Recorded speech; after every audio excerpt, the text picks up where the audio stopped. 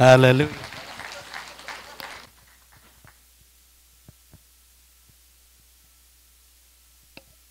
Hello. Talaga naman. Ang topic natin ay love, courtship, marriage, and parenting. Kontrata ito. Pero dahil sa dami niyan, aalisin natin yung courtship. Dahil kahit balibalik-tarin mo ang Biblia, walang courtship dun. Walang courtship sa Biblia. Amen?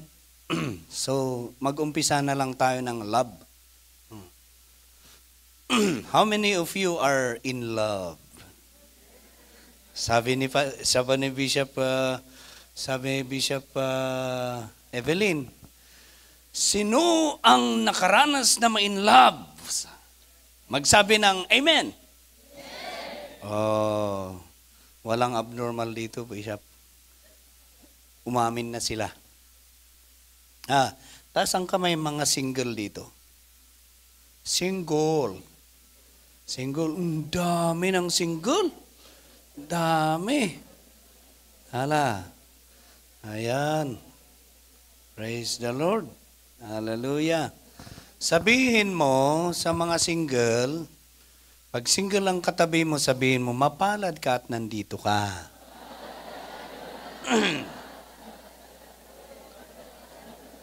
Explain natin. Kailangan malaman ninyo kung bakit. Okay?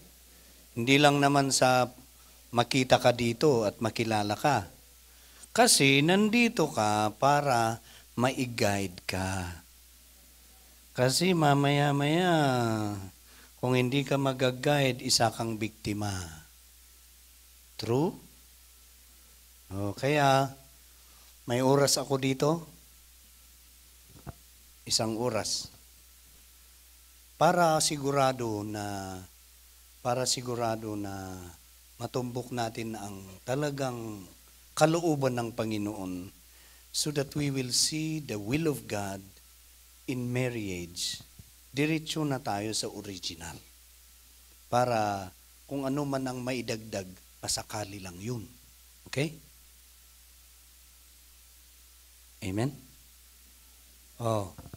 So sana po ay ang other term ng title nito siguro kung ibang title, solving problem. Ito. Kasi para ma-solve ang problema, let's go back to the will of God. Amen? Amen. So kayong mga single at mga parents, mga nakipag-asawa, baka naman binabasa natin ito. Sayang, dapat maganda sana ang umpisa namin. Nakipag-asawa ka kung ano-ano ang nangyari sa nakaraan. Don't worry, may pag-asa ka pa ngayon na ayusin ang buhay. Kaya nga, we are learning. Amen? Okay, sige. Ang una,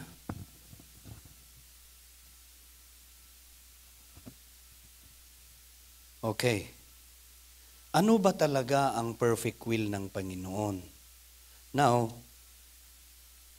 kaparte ito sa paglikha ng Panginoon sa tao. In the Garden of Eden,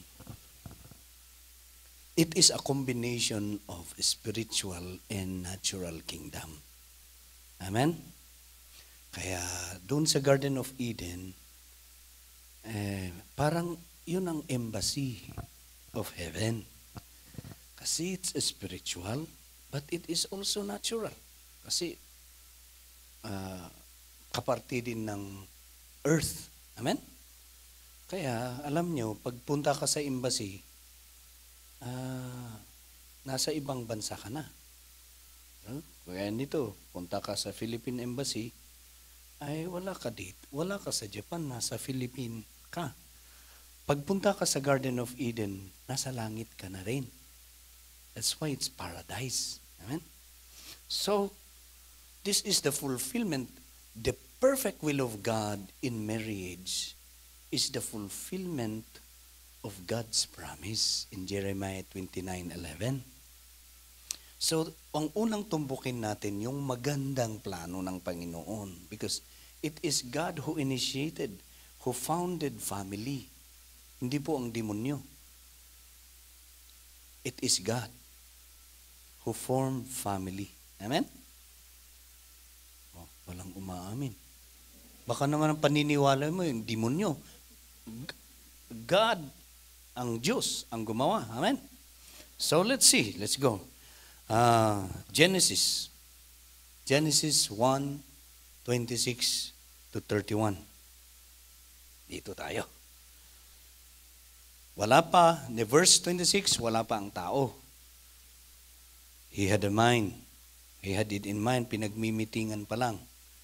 Tapos, verse 27, He created them male and female. Amen? O, dito tayo. Tapos, why?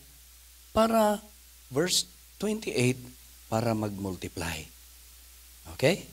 So, doon natin makikita yung go, ye, and multiply. King James yun. Sa NIV, be fruitful and increase in number. But bear in mind, dito, sa time na to, perfect pa ang tao. There was no sin. And so, masarap. Masarap ba? Anya ti description na ti naragsak. Ay, masaya. Masaya. Masaya sila. Walang problema. Amen. Sino ang gustong, may gusto pala na ang pamilya niya ay masaya? Oh. Siyempre, pati rin ako, kaya tinaas ko ang kamay ko. Ayan. Ayaw natin, pero sa ayaw natin na gusto natin, marami na nagkakagulo ang pamilya ngayon.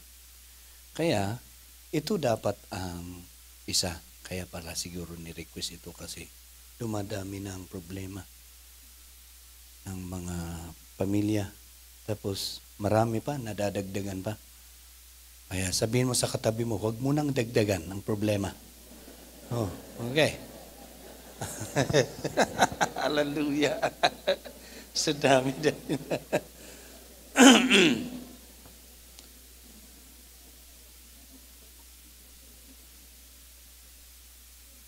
26, 27, 28, ang summary, if you do the perfect will of God, may blessing. Kaya ang 29, may blessing. Sabi niya, bibigay ko lahat to. Ano to? Ito, NATO. Kung bibigyan ka ng NATO. Yan na. Bibigay niya lahat. I give you every seed bearing. May ibig sabihin, the blessing is there. Amen? Pero summary lang yan. Let's go. Let's dissect it. Kasi sa chapter 2, ang detalya. Amen? So, punta tayo sa chapter 2. Okay. Let's start in verse 18 kaagad. In verse 18, and the Lord said, o mga single, nakikita ba ninyo yan?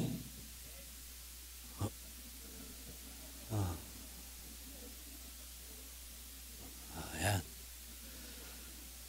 It is not good for the man to be alone. I will make a helper suitable for him. Now, let us understand, iisa pa lang ang taong noon. Adam lang. Walang babae noon. Now, let us, maraming beses ko nang napakinggan ito kay Bishop, kaya I cannot do it the way she explained it, pero pasensya na lang kayo. I'll do it the way I understood. Okay? Kaya, meditate na lang ninyo. Okay? Okay, makinig lang kayo. Pasensya kayo, akong nakatayo dito. Makinig lang kayo. So, sulat natin sa muging natin sa isip at puso. The reason why God planned marriage and He formed the first family is to build the kingdom of God. Did you hear that? It is to build the kingdom of God. Oh, tapos na. Tapos. That's the reason. Pero pag makipag-asawa ka at hindi yon ang rason, you are building the kingdom of the devil. Tingnan mo. Buti dito nakakaintindi lang konti. Doon wala, pati rin dito pala. Ganun. Kaya, dito pa lang sa umpisa, halo-halo na, diretso na. Kung may nakita ka na dalaga dito, o kaya lalaki dito, tapos, ibang nasa isip mo, ito yata ang partner ko. Tapos, sige na. Tapos, makipag-sex lang ang balak mo. Be careful, baka demonyo ang nagra-ride on lang sa'yo.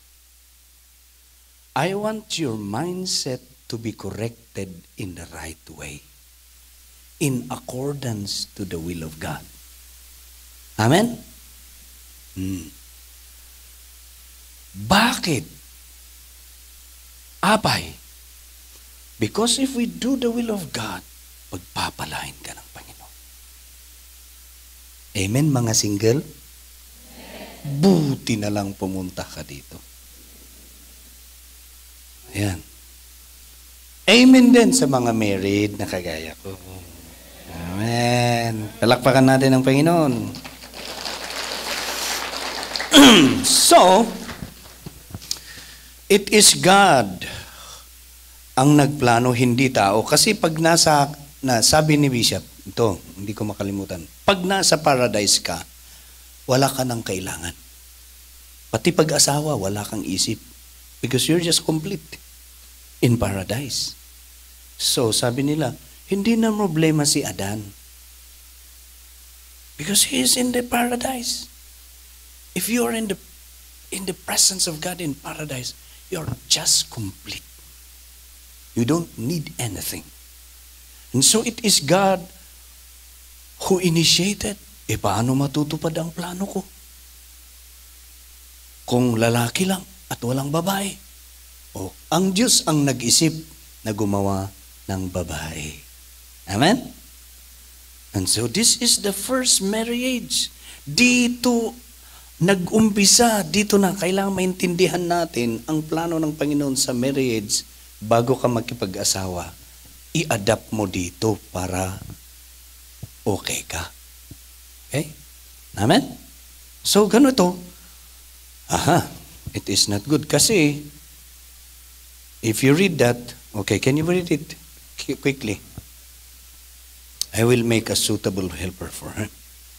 So, sabi niya, before that pala, pinadaan niya ang mga animal. What for? Hindi pag-asawa. For naming. Amen? Pinangalanan ng, ito kabayo, ito aso, doon sa sabangan, aho. Yan. Ito, puha. Sa Tagalog, pusa. Yan. Kung ano ang pinangalan, yun na yun. Pero, sabi ng Panginoon, ay wala.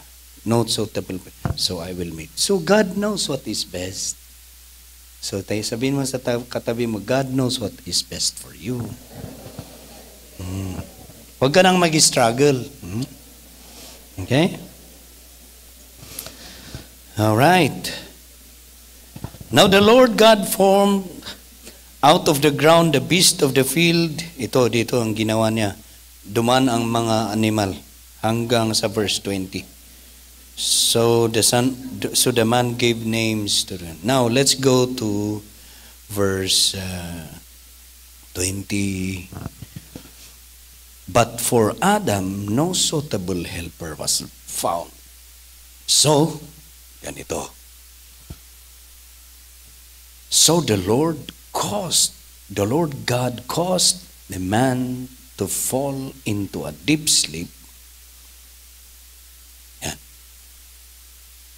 Pinatulog ng tao. Sabi yan, tawag ng pastor na yan. Tibali na lang.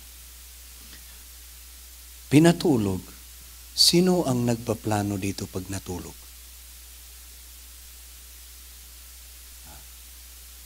Hindi, ikaw.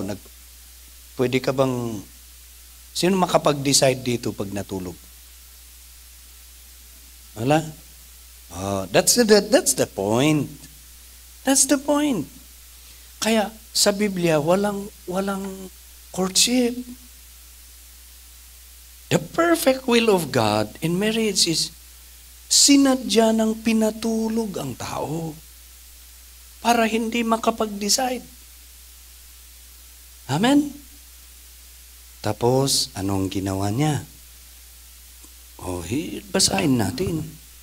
And while he was sleeping, he took one of the man's ribs and closed up the place with flesh. Siya ang unang doktor. Huwag na niyang tanungin kung anong instrumento ang ginamit niya kasi walang nakasulat dyan.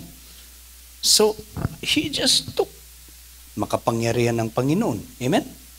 He just took one of the ribs. Now, ang explanation dito ng marami, hindi dito sa ulo. Bakit? Para ang maging under the saya daw. Tama ba? Dito. Hindi dito rin para bugbog sarado. Pansimbag.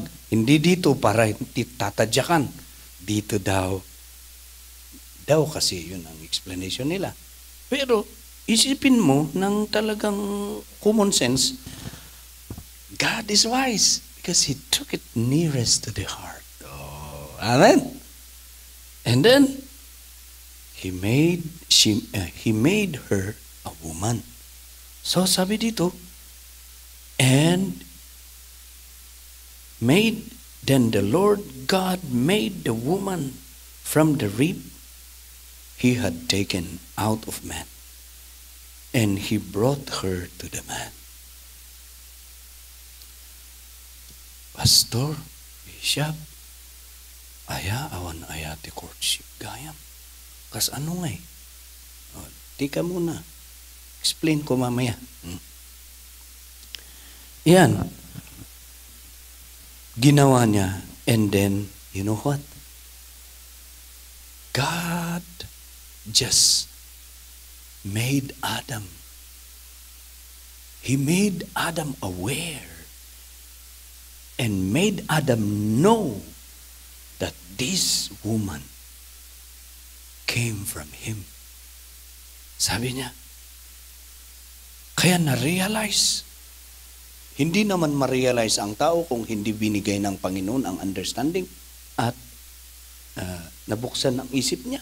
Amen? So, the realization is, the man said, this is now the bone of my bones, the flesh of my flesh. She shall be called woman because she was taken out of man. Kasi nakita niya si Eve. Wow, man. Siya man sadlusa ko nana. So nga tagabuntok gayam ni Adan. So nga pangkadya buntok. Wow, man. Ko nana. Puntok term da ito eh. Anyway, singit lang yan. Pero how did Adam know? This is where also you will know who is for you. Hindi po pwedeng patsamba lang. Amen? Hindi po pwede na mag-experiment ka na ang daming babae dito. Sino kaya sa kanila?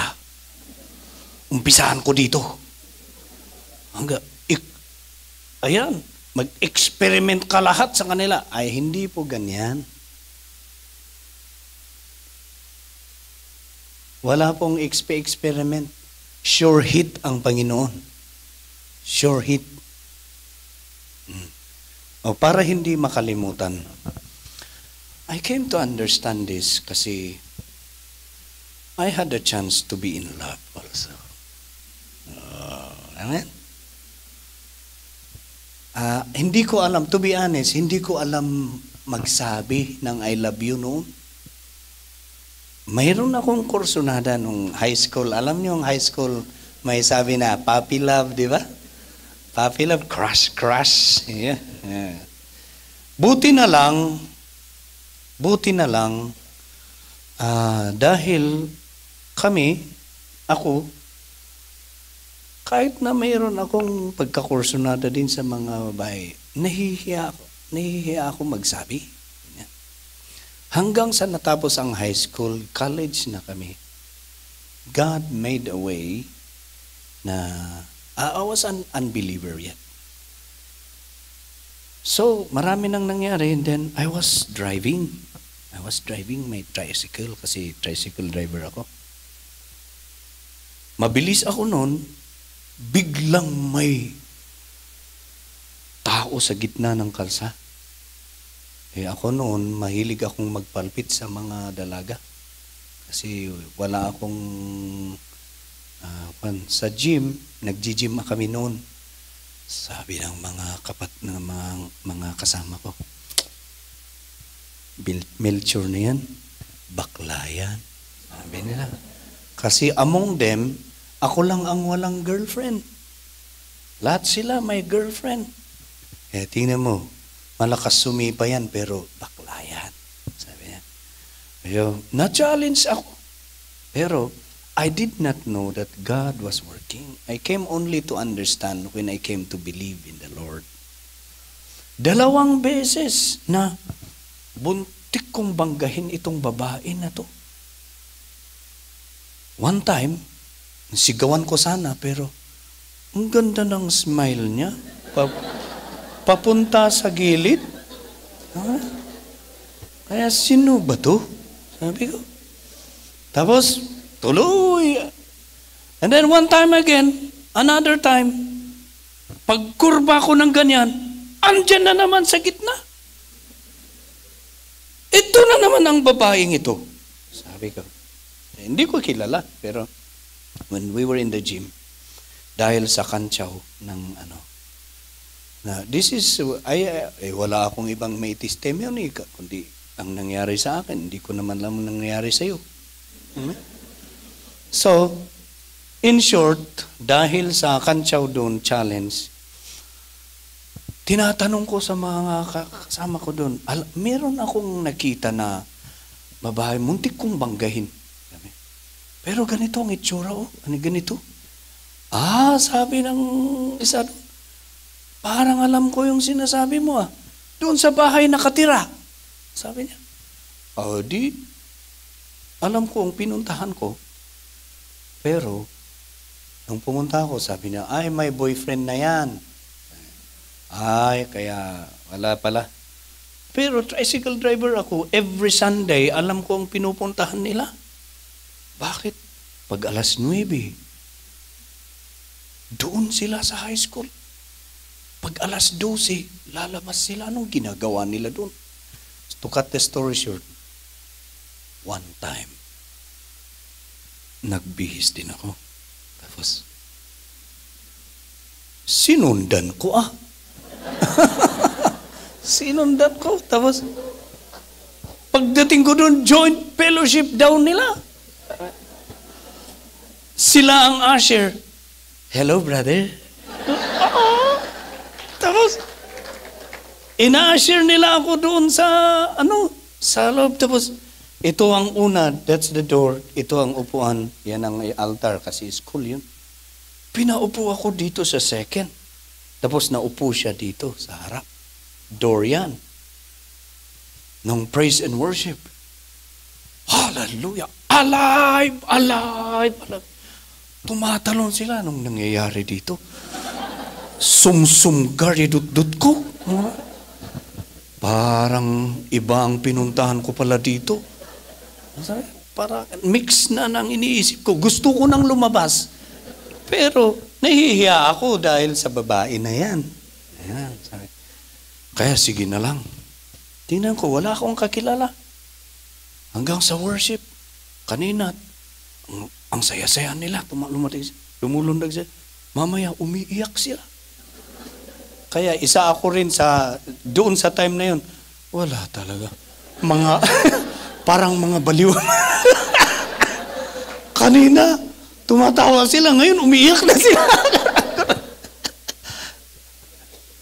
Pero nung tumayo yung pastor doon, ayan, that is December 21, 1991.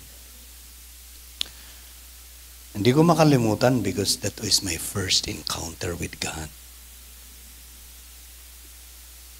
Nag-preach ang pastor. Walang ibang sinasabi kundi ako. Ayan. Kayo, mga lasinggo! Uy, ako yun. Ayan. Kayo, mga tambay! Ayan. Wala kang inabang iniisip kundi gulo. Ayan. Sinong nagsumbong kay pastor? To cut the story short, I did not know that God was working. So that was, wala pa yung tao, malayo pa yung pastor. Sabi ko, kung totoong may Diyos, sige, punta ako sa harap, hindi sa pastor na to. Gusto ko na rin magbago, Sabi ko, change me right now. Sabi ko, parang hinahamon ko ang Panginoon. Sige, gusto ko, total. Buti nga na hindi ba ako patay. At least, magbago. Gusto ko rin magbago. And then, I went there. I was the first. Ayan, doon. Para akong sinuntok ni Tyson. Hindi yung pero biglang I was touched by the Lord. Nawalan ako ng malay. Hindi ko alam ang nangyari.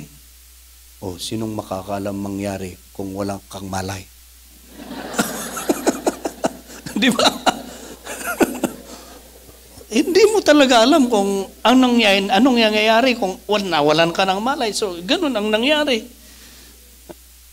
Tapos na slain ako. Ganun pala ang ma-slain. Tapos nung nagising ako, kala ko mag-isa ako, marami pala kami. Nagkapatong-patong kami doon. Ang unan ko tao. Nakonsensya rin ako. Umupo ako. Ayaw kong bumangon dahil I was overwhelmed with the presence of God. And sa talagang pagpuno ng Panginoon sa aking buhay noon. I went home never the same again. Kaya, yeah, amen? And, na-revert na yung purpose ko na pumunta doon, sinusundan ko ang dalaga. Nung hinipo ako ng Panginoon, naiba na. Kasi na-inlove na ako sa Panginoon. Ganon ang nangyari. Tamang-tama naman na nung nag-fellowship ako, yung babae, umalis na sa buntok. Umalis na siya kasi nagjo-duty, midwifery kasi. Nagjo-duty na pumupunta sila sa baryo, ganon. Tapos pagkatapos nun, pumunta na sa Baguio. Bumalik lang nung kinuha yung certificate siguro sa midwifery. Doon na kami nagkita. Nung nagkita na kami, ilang buwan na nag-fellowship ako, na talagang in love na ako sa Panginoon. Then I am now talagang parang kulang. My day is not complete kung walang Bible study, kung walang prayer meeting. Ganon ang paghipo ng Panginoon sa akin noon. Kaya, nung bumalik siya, hello sister, sabi ko, pero iba na, hindi na yung kagaya ng dati. Pero sabi ko,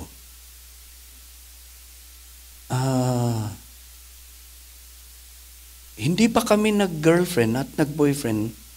Sabi na ang sabi ng mga tao, girlfriend ko na siya. Hindi ko nga alam magsabi eh. Yeah, kaya, sabi ko, pero, one time, iniskortan ko siya, nagsama kami, alam mo sa bundok, dadaan ka sa kalsada, siyempre, papunta sa pastoral house. Noong nakita kami ng mga tricycle driver, mga tao, ayan, conclusion na ng mga tao, ay sila na. Sila na. Pero wala pa kami.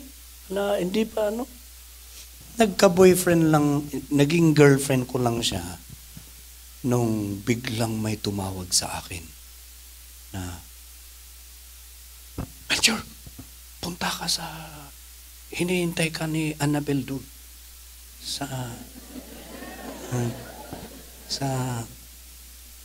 Alam na ninyo kung sinong babae niyan. Siya ang misis ko ngayon. Yan. Pero, ganito ang nangyari noon. So I don't believe in courtship.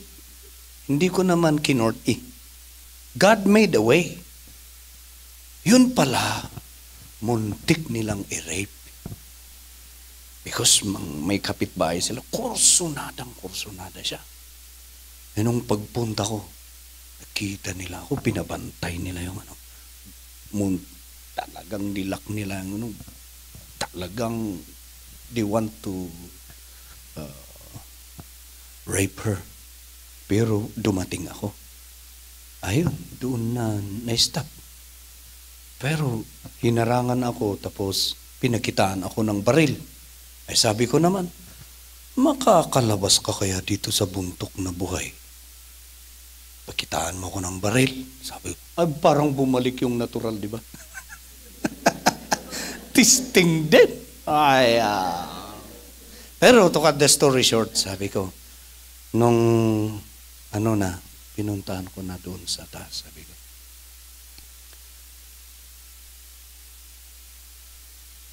ang alam ko, may boyfriend ka kasi. Sabi ko, wala ka ba talagang boyfriend?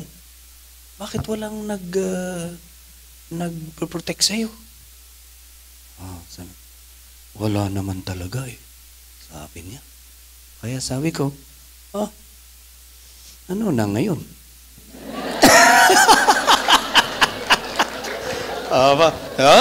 Parang nakikiliti sila eh.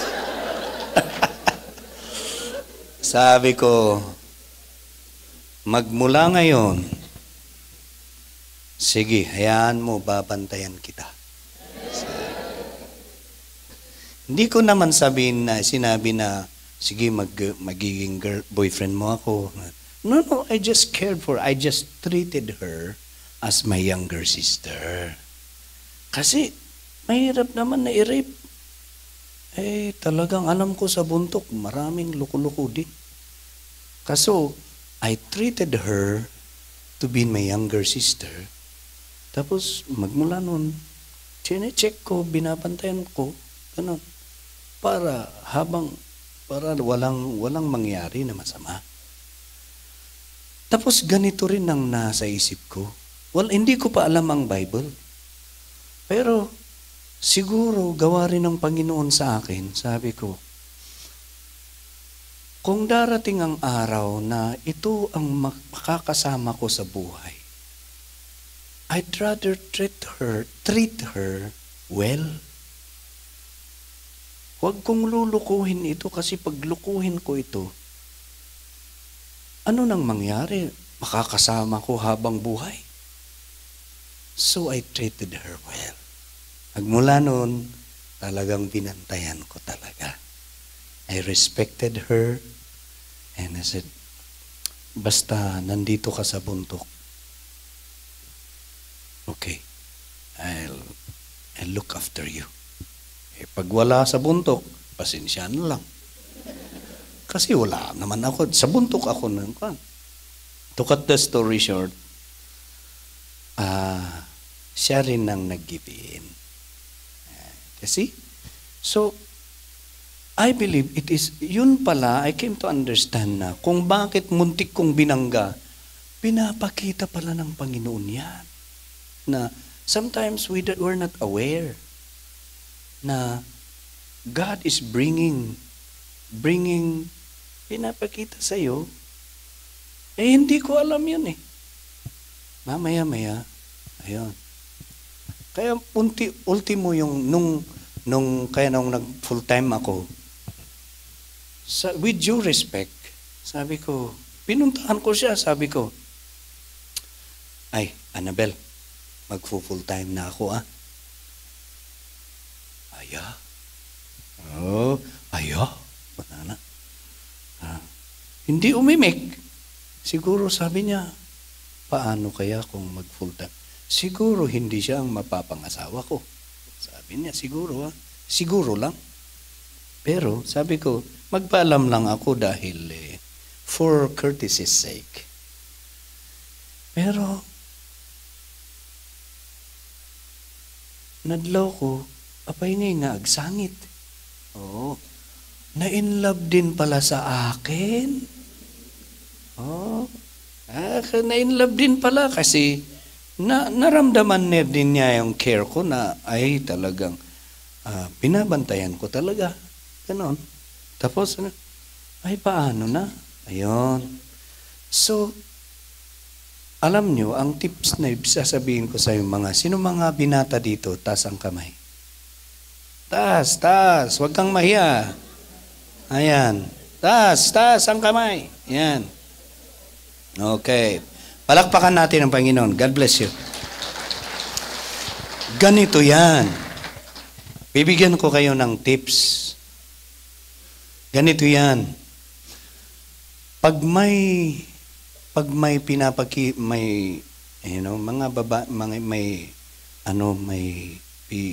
dinadala ng Panginoon sa iyo na ganito yan. Treat her well. Huwag kang magbalak na lukuhin. Amen? Don't intend to, huwag mong unahin yung sex sa kanya. Kasi total, kung siya naman talaga ang makakasama mo, magsawa kayo hanggang patay yan. Correct? Huwag mong unahan ng Panginoon. Amen? Oh, amen, sabi nga ng mga binata. Oh, good. Palakpakan natin ang Panginoon. Yan. So, nangyari, yun. Marami din ini-explain ko lang itong, the man said, this is now the bone of my bone. Paano mo malalaman yan? Ganito explain ko. Nung nag-full time na ako, marami din naman mga babae na dumaan. Kung minsan, pabalik-balik pa sila. Sa harapan ko.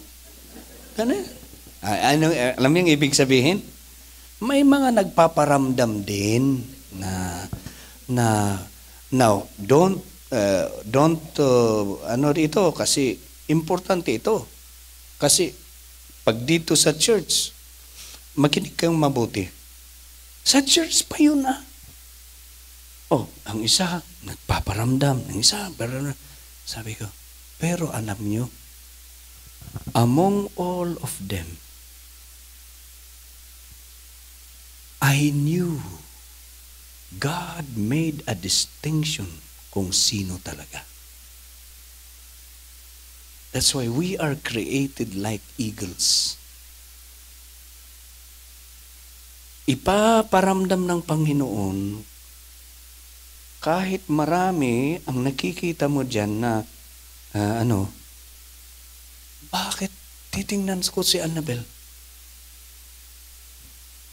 Kakaiba. Iba. At kakaiba. Maganda rin naman itong mga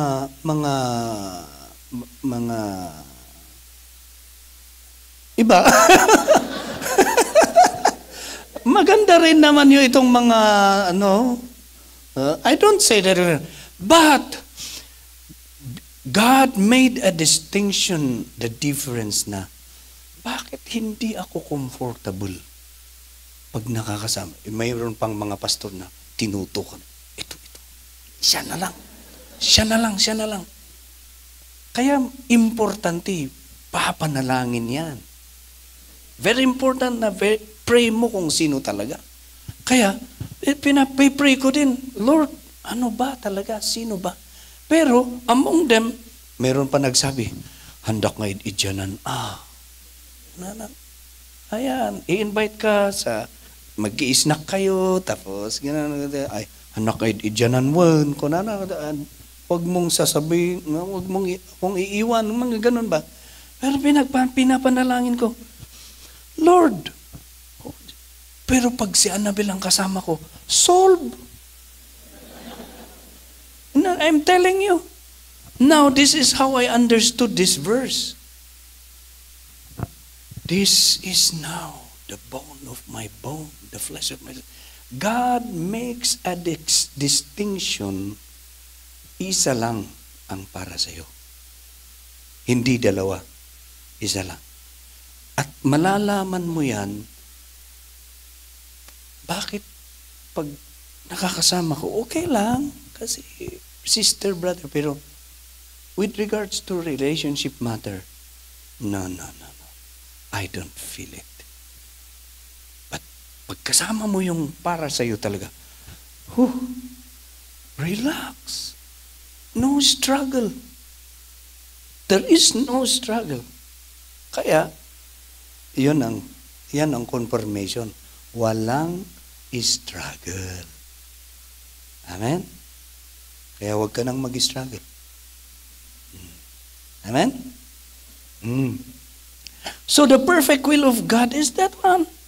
God made it. Tapos hindi ko naman kilala si Annabel noon. Ba't biglang, lumusot? Tapos ngayon, sabi ko, that's why, ang wagas pala ng Panginoon, ang paraan pala ng Panginoon, sure hit, walang experiment. Amen? Sigurado yan. Kayo rin na mga babae, huwag mong papatulan yung walang respeto sa'yo. Amen?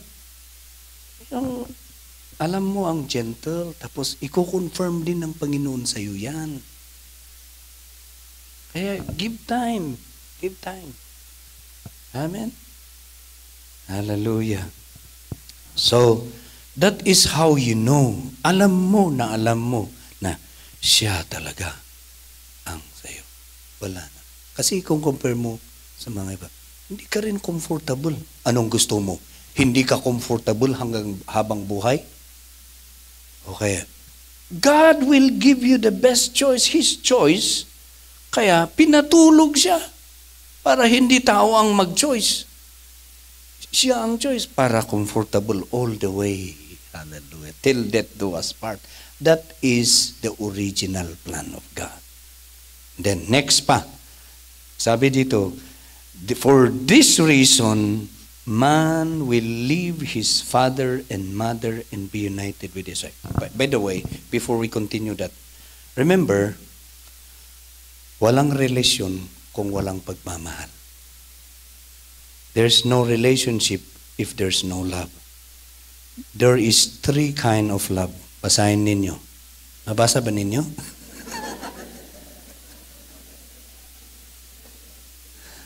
Ang una, now God created this love for His purpose. Agape love, filial love, and eros love. These are all created by God for good. Amen? Mabuti. Pero pinervert ng demonyo. Now, this is kaya pag magka-counsel tayo sa mga nagkakasal, the first thing we ask is, do you love each other? Kasi pag one-way ticket, one-way lang, oo, mahal ko siya pero hindi ko alam sa kanya. Ay, problema yun. Problema yun kasi mahal ko siya pero siya iba ang mahal. Wala problema. Dapat, sabi ni Bishop, ano ang sinisigaw ni Bishop? Love is symbiotic. Amen? Love is reciprocal. The standard of relationship is the standard of the relationship between God and man. Doon po nanggaling ang basihan, ang foundation ng relationship natin. No reservation. Everybody say, no reservation. That's why everything becomes conjugal when you get married. So ngayon pa lang kayong mga single, ang ipanalangin mo, talagang yung pili ng Panginoon sa'yo, tapos, when you get married, everything becomes conjugal. Whatever, that's why, whatever belongs to you, belongs to her.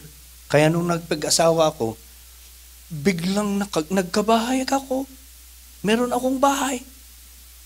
O, sabi nila, paano yun? Eh, may bahay ang inapangasawa ko. Alangan na lang na bahay niya. Bahay naming dalawa. So, the love, ito, love, alam nyo, kailangang balansi lahat ito. Ang unang-una na importante ay agape love. That is the love that never fails. Amen? Magbago man ang itsura mo, noon Coca-Cola shape, pero naging straight na, okay pa rin. Hindi magbabago ang agape love. Kung moving forward na, ayan, hindi pa rin magbabago ang agape love. Amen? And then, pag magkapamilya na kayo, there is the filial love now. Amen? Family love. You have to care for your family now. And then the eros love is only practiced within the marriage. Amen? It's in the marriage. That's the original. Nag-question ang mga tao during the time of Jesus, Matthew chapter 19. Sabi nila, why did Moses give a certificate of divorce then? Sabi ni Jesus, Moses permitted to give a certificate of divorce because of your hard heart. Kasi matigas ang puso ninyo. But that is not the way in the beginning.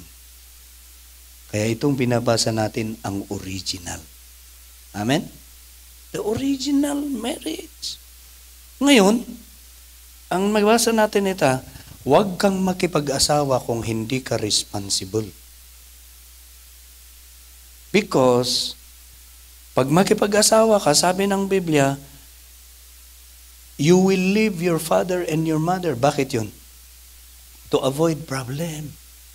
Kasi pag nakikitira ka sa anayte kunayte Tagalog jay katugangam, biyanan. Mamaya-maya, ang biyanan mo ang hero at boss. Hindi na kayo makapag-decide. Mamaya-maya naman, sabi ng kabilang biyanan, bakit ganyan ang sinabi niya? Oh, may away na. Oh, yan. So, yung mga biyanan are the best enemies. Kung ano. Magaling ang Panginoon kasi you need to leave your father and mother and be united to your... Ibig sabihin, you build your own family because you are responsible.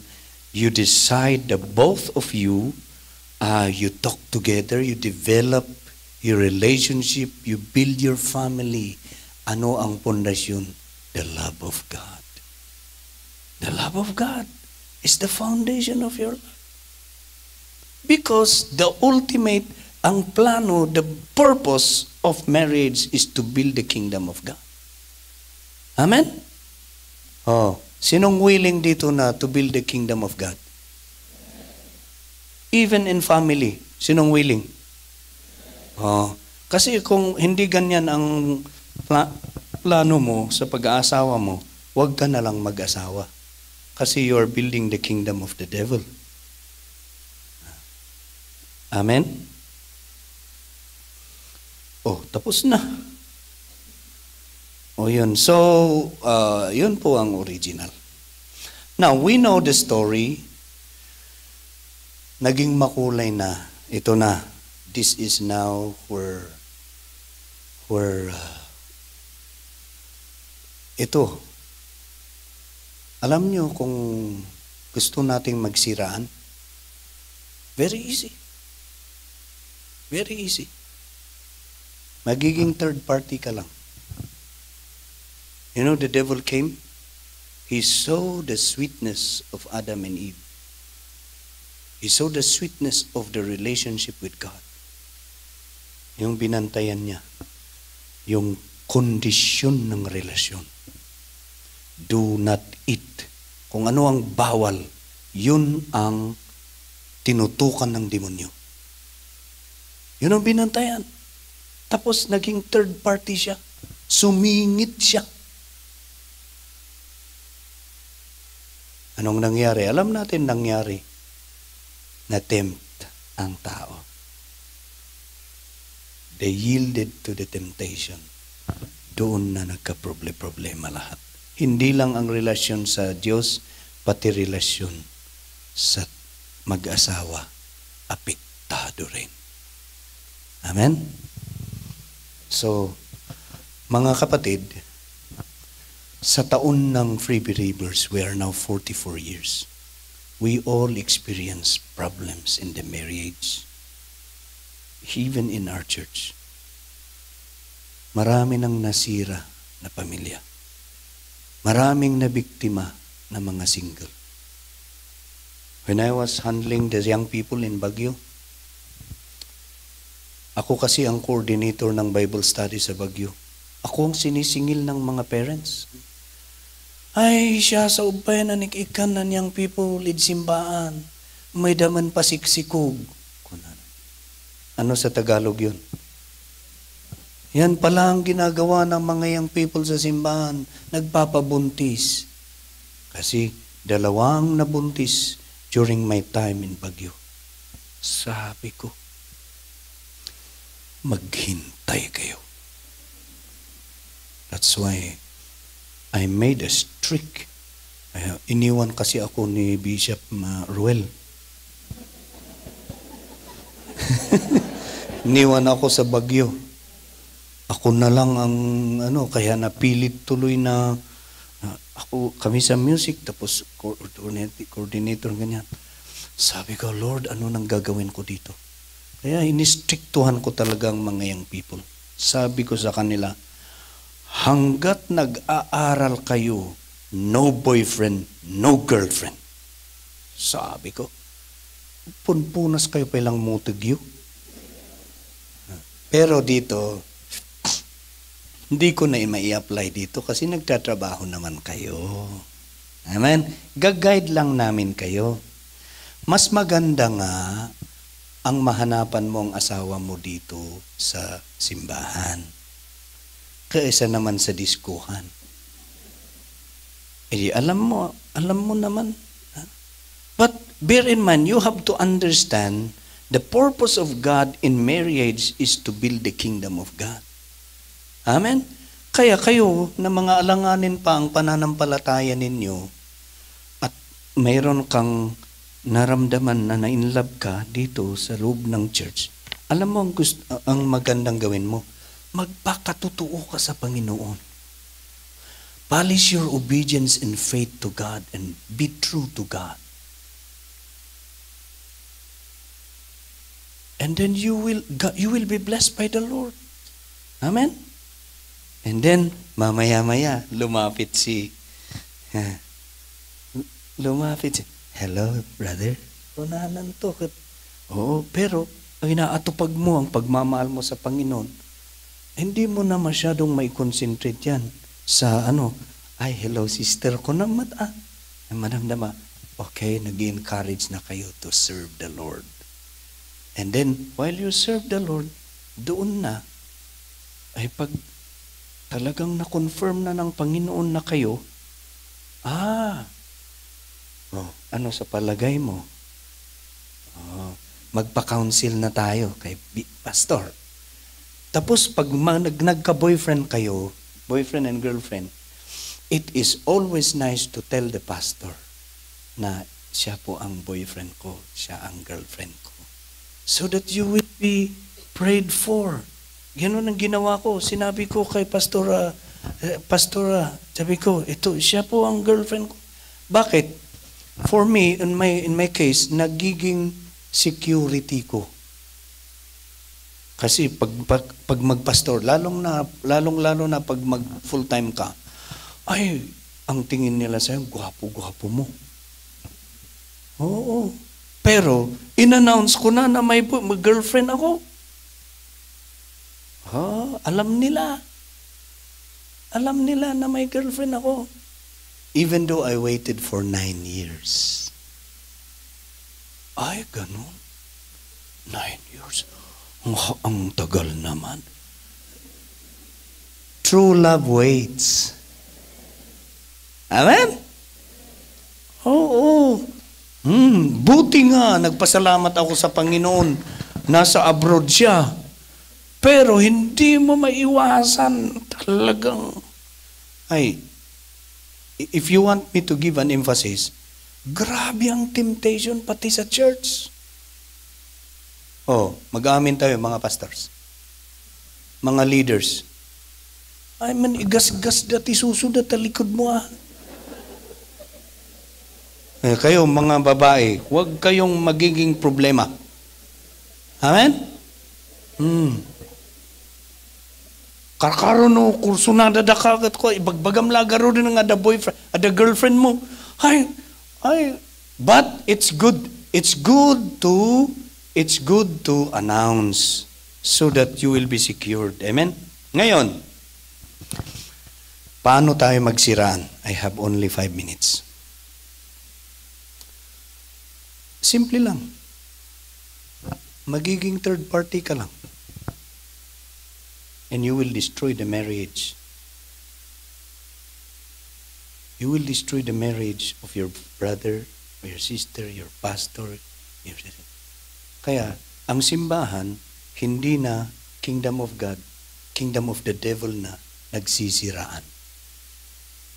You understand? Anong gusto natin? Kingdom of God or kingdom of the devil? Yan, mag-ingat tayo. Sa ganda ninyo yan, matutokso.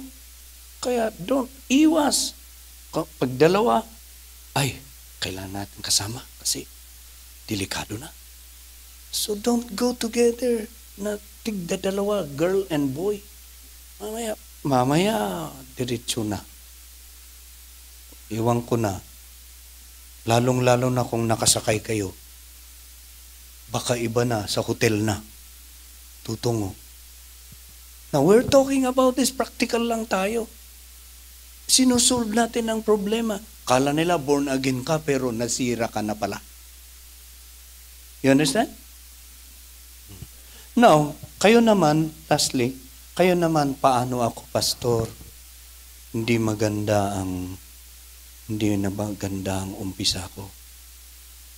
You know the restoration in the book of Ezra and in the book of Nehemiah, the way they restore to God is part, kung boyfriend pa lang, asawa nga, kung boyfriend pa lang nila, it is to cleanse yourself and make yourself right with God. Ayan. Yung mga asawa nila na hindi anak ng Diyos, they did not give their children to the foreign. Basahin nga natin. Ayun. Sinulat ko dito pero tingnan nyo kulang talaga ang adoti kurkurang natin ko. Pati ti oras tayo kurang ang kumat nga kahit nga at least inuna natin ang perfect will ng Panginoon. Doon sa basahin na lang ninyo dyan sa Nehemiah. Part of the restoration and going back to God is we pledge that we will not give our sons and daughters to the Gentiles, yung mga unbeliever. Bakit po yun? Pag mapangasawa mo ang iba ang Diyos, hihilain ka. You will be worshiping the gods yung napangasawa mo. So, in that way, you become compromised hanggang sa mawala ka. So, do not be equally yoked with unbeliever. Amen? Amen? Kaya mga kapatid, siguro tulungan natin itong mga kapatiran. Para sigurado na ninyo ang buhay ninyo sa Panginoon. Last afternoon na natin yan. Siguro naman nakarinig kayo ng mga mensahe magmula ng umpisa. Lalong-lalo na kayo, mga single, para magiging blessing kayo. Huwag na kayong magduda sa Panginoon. Unahin ninyo ang Panginoon, itotally surrender ninyo ang buhay ninyo sa Panginoon, and you will see maraming namumroblema rin ng mga babae na, Lord, bigay mo naman yung asawa ko. Diba? Aminin. Kaya to solve the problem of the ladies, tayo mga boys, magpakatino tayo sa Panginoon. And you will be faithful, and then God will give you His choice. Dyan lang yan, manalangin ka muna at ibibigay ko na. Amen? Pati rin kayo na mga babae, talagang magpakatotoo ka lang, hindi yung ina-afteran mo lang ang asawa mo. Hindi, God first. Amen? Kaya, tapos na. Hindi ko pa binasa yung 1 Corinthians 7. Anyway, para naman sa mga just in case na hindi pa binigay ng Panginoon ang para sa iyo, huwag mo nang problemahin. Kasi, ito ang final na lang. Chapter 7, 1 Corinthians, conclusion. And then we will pray.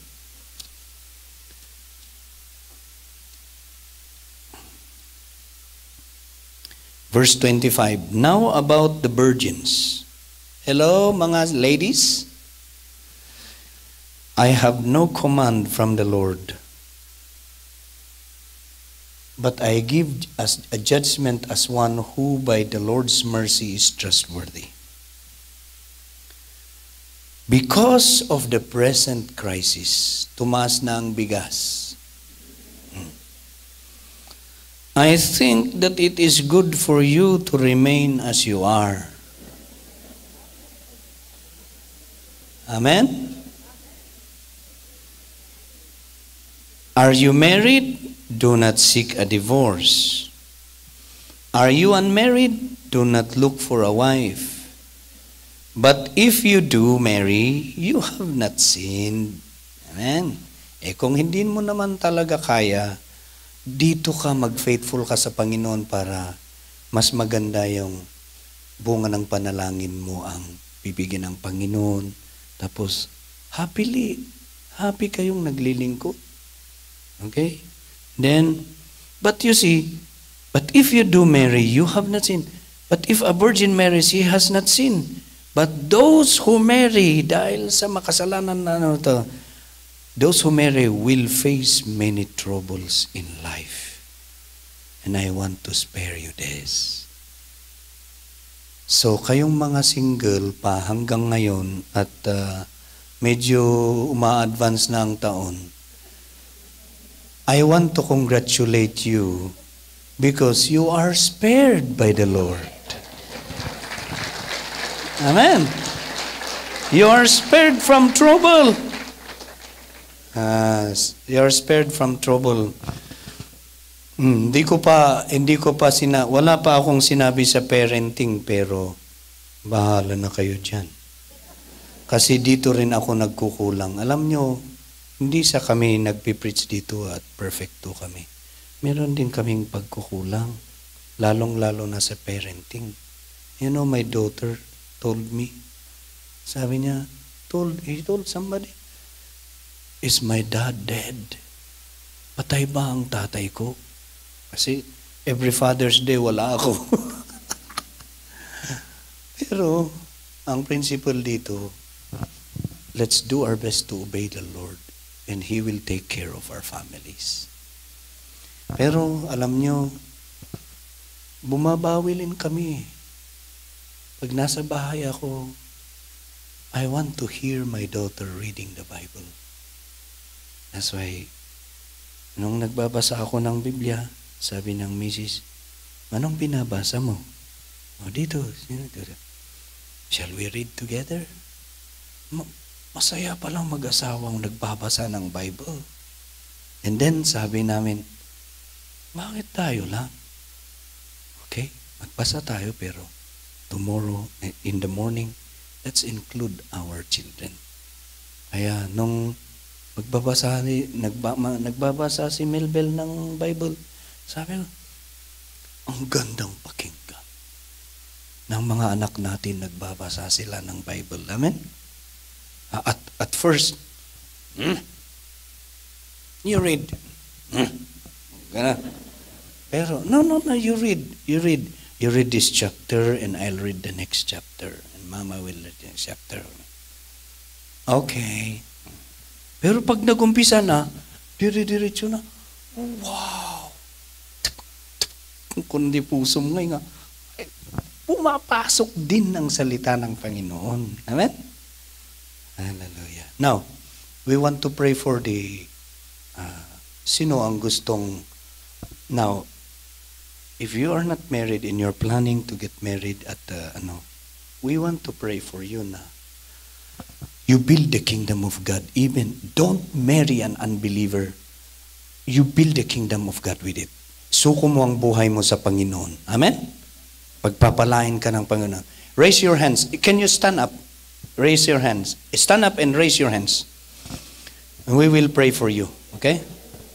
Stand up, stand up. Don't be ashamed. Don't be ashamed. Okay. Lahat ng mga single. Okay. Stand up, stand up. Lahat mga, makipag-asawa nga kayo, talagang yung kasama mong maglingkod sa Panginoon.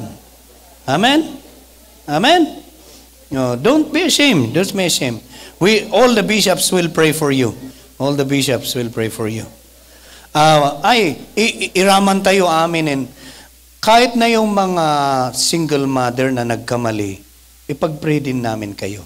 Okay? Pati na rin yung mga may problema sa marriage, sa mga loved ones, tayo kayong lahat para lahat na, minsanan na lang. Yeah? Okay? Taas ang kamay, taas ang kamay. Follow me in this prayer. Lord Jesus, I raise my hands in your presence. I surrender my life. I want to build your kingdom. So I surrender my life to you. Be the one to lead me. Help me to serve you. And be the one to provide for me. Hold my hands and do not let me go. Keep me from temptation and bless me. Make me your servant. Take hold of my life, even my love life. surrender it to you. Because I know that you know what's best for me. I thank you, Lord. I put my trust in you. In Jesus' name, amen. Father God, bless your people. Even they came here in this convention. We want to make sure na hindi na magiging biktima ang mga ito. Pero ang gusto namin here in your presence, magiging blessing ang bawat isa. Kahit na yung mga nagkamali, I pray that you give them a chance to repair their life. And Lord, make it right so that they will become an example and they will become a testimony so that they will keep their light shine in this dark world, even in marriage. Thank you, Lord. Bless your people now. In Jesus' name. Amen. God bless you.